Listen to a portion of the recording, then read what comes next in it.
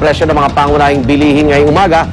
At ang good news, darating stable ang presyo ng karne, gulay at isda. May live report si Micaela Papa. Micaela. Igan, sa kabila ng nakaambang pagtaas ng pasahe, yun nga ang good news ay hindi pa rin nagbabago ang presyo ng mga pangunahing bilihin dito sa Mega Q-Mart. Ang presyo ng 1 kilo ng baboy, 170 pesos para sa pigi.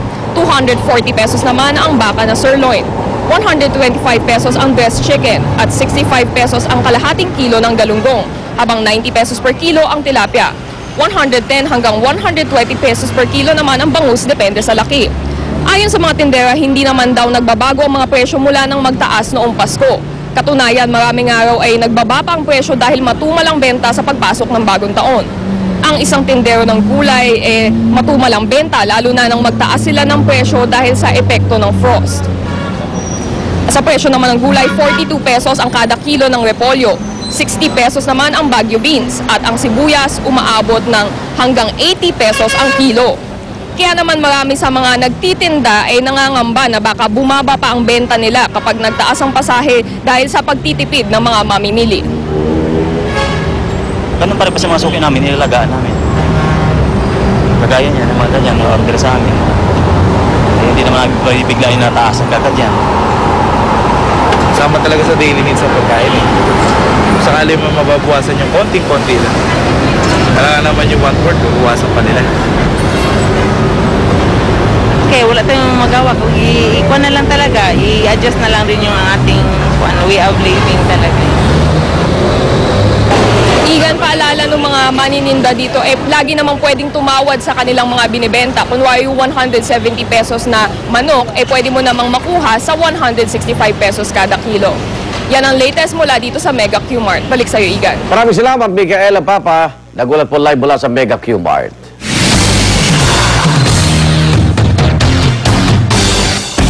Babala mga Igan, mag-ingat kayo sa mga namamalimos na bata sa lansangan. Sa Ortigas, isang batang lalaki ang nanghablot umano ng pera ng isang babae matapos hindi siya bigyan ng limos. At narito ang report ni Rauna Crisostomo.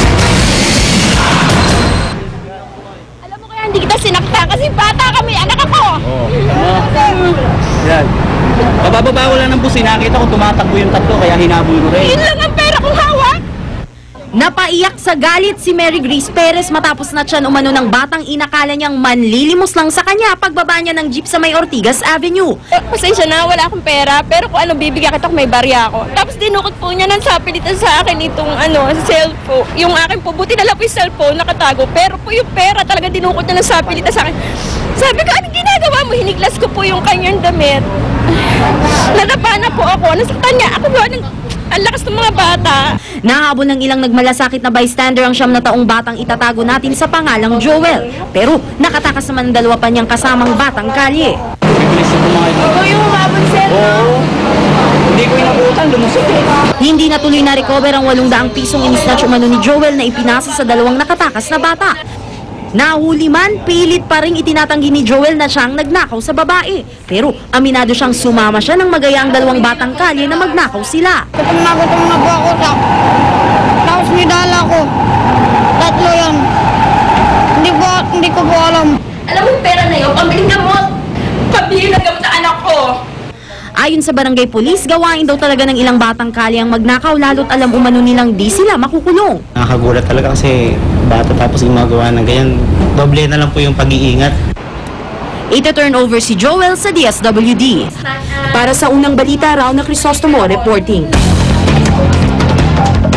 Tawag na yung balitang yan, makakausap na si Director Telsa Violena ng Standards Bureau ng DSWD. Director Violena, good morning.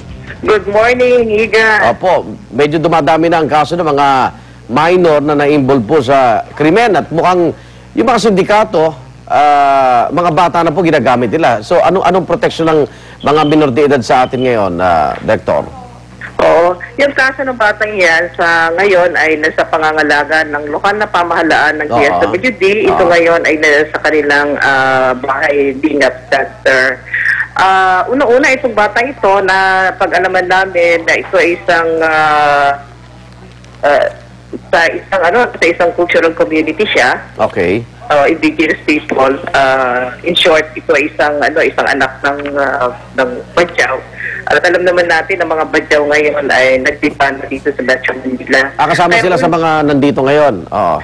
Oo, dahil nga dito sa peace and order situation natin ganoon sa Mindanao, silang ganoon ay nagpupuntahan dito sa Metro Manila. Pero iba pa rin yung programa natin sa kasalukuyan ngayon para sa mga Badyaw. Ngayon ang protection natin ngayon dito sa bata ay unang-una ay dapat sigurong yung masusi na pagsubaybay o surveillance ng mga kapulisan natin, lalo na ngayon na pag-alaman natin na itong batang ito, ang maintainer pala niyan ay isang lalaki na sang-ayon doon sa impormasyon doon sa lokal na pamahalaan. Kaya dagdag siguro ang effort ng ating Philippine National Police para magkaroon talaga ng surveillance, lalo na these mga datos na nakakalap natin sa mga bata na ito. Pangalawa ay aalamin ng Department of Social Welfare kung sino at taga saan talaga ang mga magulang ng mga batang ito. Hindi natin kaagad ibibigay ng ganoon sa kanila, lalo na silang ganoon ay pinagsasamantalahan ng mga iba't ibang klaseng individual.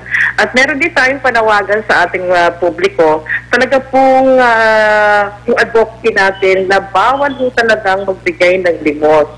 Ito ay mga bata o yung mga nakikita natin mga matatanda na sa karye na sa awa ho natin ganoon ay binibigyan talaga natin ng limos kahit na yun ay pagkain nila. Pero hindi natin alam ito ay ginagamit naman sa ibang paraan.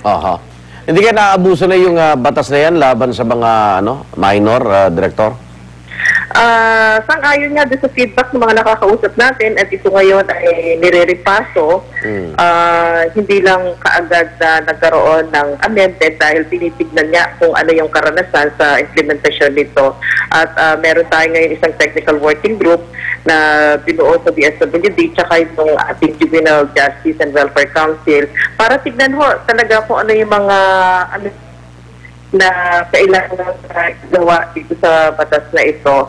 At patuloy pa rin ho na nangangalap ng mga datos o experiences, learning experiences po ng ating mga local government at mga NGO dito sa implementasyon ng Republic Act 9344. Ang mahalaga dito ay nakikita natin ngayon na pag-ibayuhin pa talaga ang intervention o programa para sa mga pamilya at ganoon din sa mga komunidad para maiwasan po natin na magkaroon talaga ng mga kaso o yung mga tinatawag natin yung risk o vulnerability ng mga batang lansangan. Okay. Director, maraming salamat. Good morning. Good morning. Director Telsa Violena po ng Standards Bureau ng DSWD.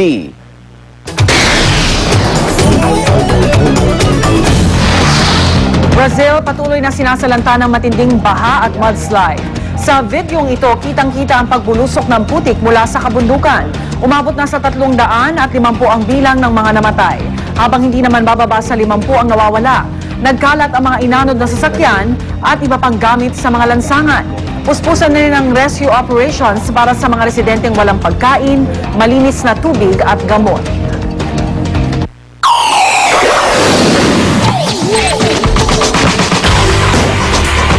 Tinanggihan ng ASCO's team members na